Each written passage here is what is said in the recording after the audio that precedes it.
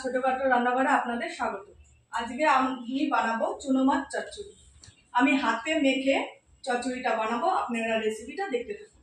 চুনো মাছ চচ্চড়িটা কড়াইটা আমি আগেই গরম করতে দিয়ে দিয়েছি। এবার আমি কড়াইতে পরিমাণ মতো সর্ষের তেল দিয়ে দেবো। এই চুনো মাছের চচ্চড়িটা আপনারা খুবই অসাধারণ লাগবে খেতে। আমি একটা পাত্র নিয়ে নিয়েছি, এর মধ্যে এক এক করে সব ঢেলে নেব।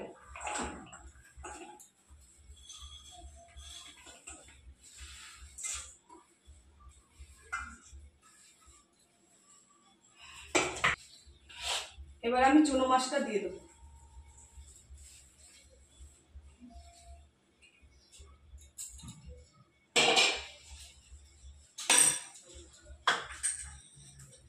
এখানে আমি পরিমাণ মতো লবণ দিয়ে দেবো।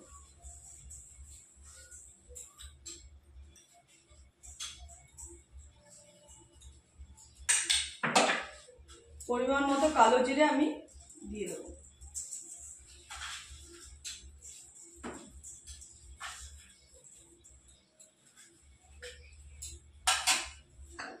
এখানে জিরের গুঁড়ো, লঙ্কার গুঁড়ো, হলুদ আছে, আমি ঢেলে দেবো।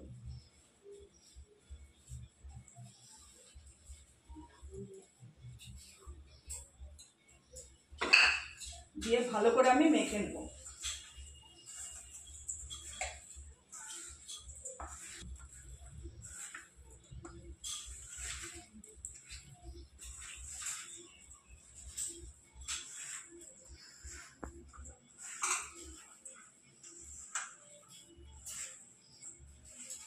আমার কড়াইয়ের তেল গরম হয়ে গেছে, এবার আমি মাছটা ঢেলে দেবো।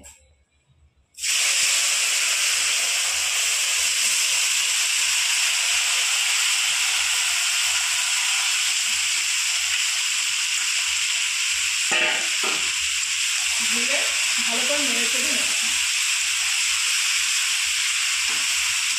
আমি এই রান্নাটা কোনো জল ব্যবহার করবো না, এই তেলেই ভাপে ভাপে সিদ্ধ করে আমি মাছটা রান্না করব।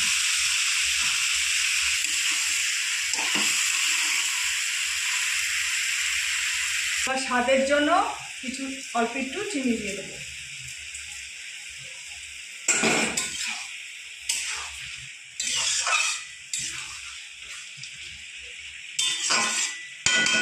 এবার আমি থালা দিয়ে ঢেকে দেব।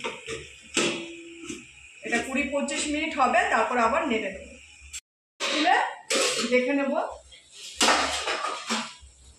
এবার ঢাকনিটা তুলে আমি মাছটা নেড়ে দেবো।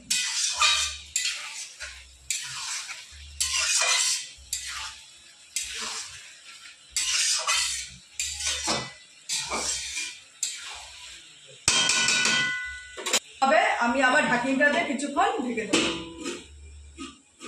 এই ভাপে ভাপে মাছটা সেদ্ধ হবে। এবার আমি ঢাকনিটা তুলে দেখে নেব আমার চুনো মাছের চচ্চড়িটা হয়ে গেছে।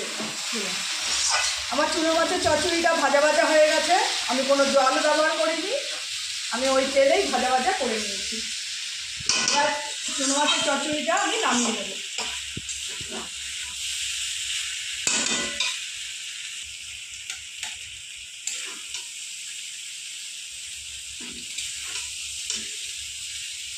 আমার চুনো মাছের চচ্চড়িটা রান্না হয়ে গেছে।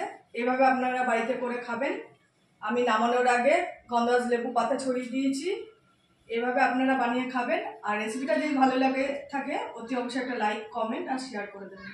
নমস্কার।